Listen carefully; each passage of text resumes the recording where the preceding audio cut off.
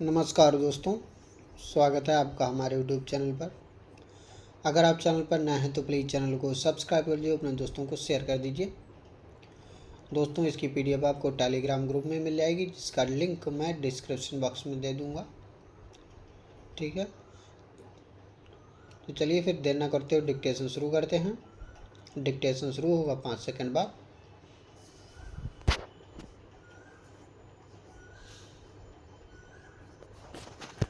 Start. सभापति महोदय, लोकपाल विधेयक शीघ्र ही संसद में लाया जाएगा।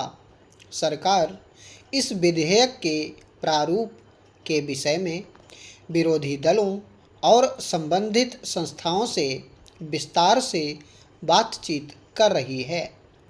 मैं मंत्री जी की इस घोषणा का स्वागत करता हूं, जो उन्होंने दल बदल विरोधी कानून पर आयोजित एक विचार गोष्ठी में की।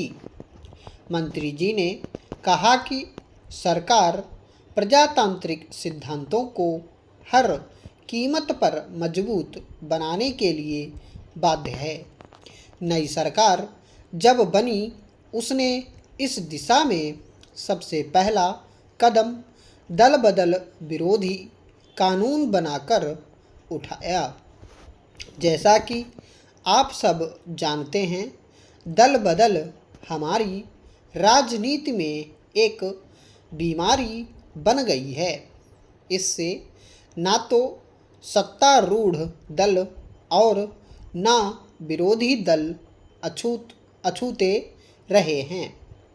मतदाताओं को भी दल बदल के द्वारा समय समय पर धोखा दिया जाता रहा है। लोग चुनकर किसी एक दल के माध्यम से आते हैं, लेकिन बाद में अपने लाभ के लिए या अन्य कारणों से दूसरे दल में चले जाते हैं। मतदाता मजबूर सा यह सब देखता रहता है, लेकिन कुछ भी नहीं कर सकता। दल बदल विरोधी कानून लाकर सरकार पूरी कोशिश करेगी कि लोकतंत्र को स्वच्छ, स्वस्थ और मजबूत बनाया जाए। सबसे पहले मैं यह स्पष्ट करना चाहता हूं कि कानून किसी भी तरह से राजनीतिक लाभ के लिए नहीं है। इसका राजनीतिक लाभ बिल्कुल नहीं उठाया जाना चाहिए। कुछ लोगों को इस बारे में भी संदेह है, लेकिन मैं चाहता हूं कि वे अपने मन से संदेह को हटा दें। हो सकता है कि इस कानून में कुछ कमियां रह गई हों। इन कमियों को आपस में विचार विमर्श द्वारा अथवा सम्मेलन बुलाकर दूर किया जा सकता है। यह प्रसन्नता की बात है कि आज सत्तारूढ़ दल और विरोधी दल सभी यह चाहते हैं कि दल बदल विरोधी कानून पूरी तरह से प्रभावी बने और इसका निष्ठा से पालन हो। एक अन्य माननीय सदस्य ने कुछ दिन पूर्व सदन में इस संबंध में जो विचार व्यक्त किए थे, वे भी विचारणीय हैं। उन माननीय सदस्य ने कहा था कि देश के वर्तमान राजनीतिक ढांचे के लिए दल बदल का खेल हमारी राजनीतिक मान्यताओं को कमज़ोर सा करता जा रहा है। अतः इस कानून को जल्दी से जल्दी लागू किया जाए। इसमें संदेह नहीं है कि दल बदल विरोधी कानून का सभी स्थानों पर स्वागत हुआ है, लेकिन यह आवश्यक नहीं कि यह कानून इस दिशा में पूर्ण दोष मुक्त हो या स्थायी हो। समय और परिस्थितिवश इसमें परिवर्तन लाना स्वाभाविक ही नहीं, अनिवार्य भी है। कभी कोई चीज़ स्थायी नहीं रहती।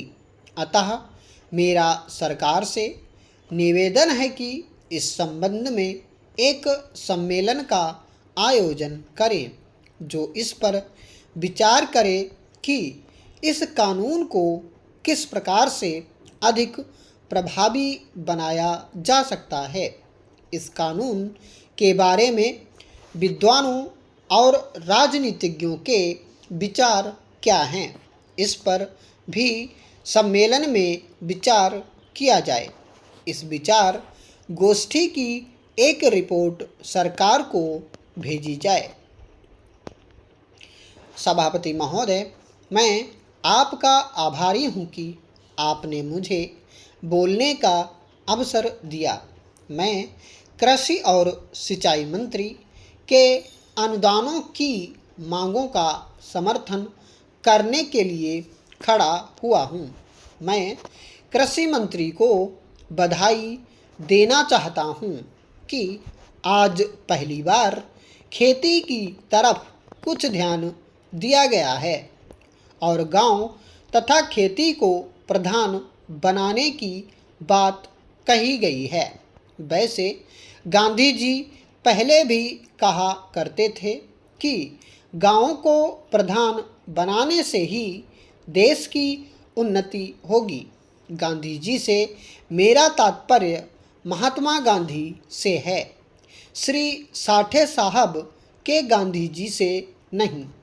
जिस व्यक्ति ने देश को तबाह किया है, अगर उसको थोड़ी देर के लिए रोका गया तो साठे साहब को बेचैनी हो गई और उन्होंने काम रोको प्रस्ताव पेश कर दिया। जब हम लोग जेल में 19 महीने रहे, जहां हमारे कई साथी मारे गए, तब साठे साहब की आत्मा कहाँ सो गई थी। वे उस समय भी तो लोकसभा के सदस्य थे।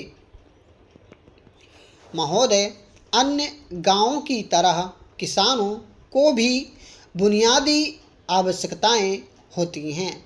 मैं पिछली सरकार से पूछना चाहता हूं कि क्या उसने पिछले 30 साल में किसानों की किसी समस्या को हल किया? क्या किसानों के लिए भोजन की ठीक व्यवस्था हुई? किसान अच्छा अन्न पैदा करता है, लेकिन कुछ अधिक पैसा पाने की इच्छा से वह उसको बाजार में बेचता है और स्वयं मोटे अन्न पर गुजारा करता है। इसी तरह 30 साल के शासन में किसानों के लिए स्वास्थ्य का कोई प्रबंध नहीं हुआ। मैं नहीं समझता कि गाँव में किसानों की सुविधा के लिए कोई अस्पताल खोले गए हैं। गाँव में 10-20 मील पर अगर कोई अस्पताल खुल गया हो तो उसकी दवाओं के बारे में जांच करने की आवश्यकता है। जब तक हम किसानों को शिक्षित नहीं करेंगे, तब तक देश की प्रगति नहीं हो सकेगी। देहातों में हर जगह शिक्षा संस्थाएं भी खोलने की आवश्यकता है। बड़े बड़े शहरों में ऋण दिए जाते हैं। घर बनाने की भी स्कीम चलाई जाती है, लेकिन देहातों में किसानों के लिए ना कोई ऋण दिया जाता है और ना कोई घर बनाने की स्कीम चलाई जाती है। मैं सरकार से निवेदन करूंगा कि किसानों के रहने के लिए कोई व्यवस्था अवश्य करने की कृपा करें। कपड़े की भी उनके लिए समस्या होती है। किसान सारी रुई अपने खेतों में पैदा करता है, लेकिन उसको कपड़ा सही दाम पर देने के लिए कोई ठीक व्यवस्था नहीं है। दुकानों पर जो कपड़ा उसे मिलता है वह ऊंचे दामों पर मिलता है। इसलिए कुछ ऐसी दुकानें खोली जाएं जिन पर जो लोग रुई पैदा करते हैं उनको उचित मूल्य पर कपड़ा दिया जाए। न्याय की व्यवस्था भी किसानों के लिए होनी चाहिए। पंचायतों को कुछ अधिक अधिकार दिए जाएं और उनको आदेश दिए जाएं कि लोगों को अच्छे से अच्छा न्याय दें। किसानों के लिए कोई सुरक्षा की भी व्यवस्था नहीं है। जो रक्षक हैं वे भक्षक बन जाते हैं। ऐसे कोई देश बढ़ सकेगा। स्टॉप।